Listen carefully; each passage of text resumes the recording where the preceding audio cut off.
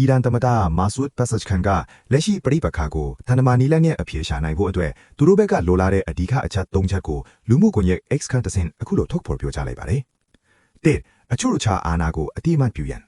ပထမဆုံးအနေနဲ့အီရန်နိုင်ငံရဲ့အချို့ချအာဏာနဲ့ပိုင်းနဲ့နေပြည်ဆိုင်ရာအခွင့်အရေးတွေကိုနိုင်ငံတကာကတရားဝင်အတိအမှတ်ပြုဖို့လိုအပ်တယ်လို့ဆိုပါတယ်။ဒါဟာနောင်လာမယ့်ဆွေးနွေးမှုတွေအတွက်အခြေခံအကြောင်းဆုံးအချက်ဖြစ်ပါတယ်။နှစ်ထိခိုက်ပျက်စီးမှုများအတွက်စစ်လျော်ကြေးပေးရန်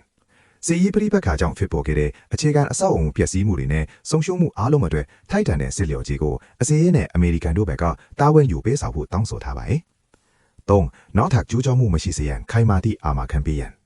အနာဂတ်မှာအခုလိုမျိုးရန်လိုကျူးကျော်မှုတွေထပ်မံမထစ်ပွားစေဖို့အတွက်နိုင်ငံတကာအတိုင်းဝန်စီကနေယုံကြည်စိတ်ချရတဲ့အာမခံမျိုးလိုအပ်တယ်လို့သမ္မတကအလေးနဲ့ပြောကြားခဲ့ပါတယ်။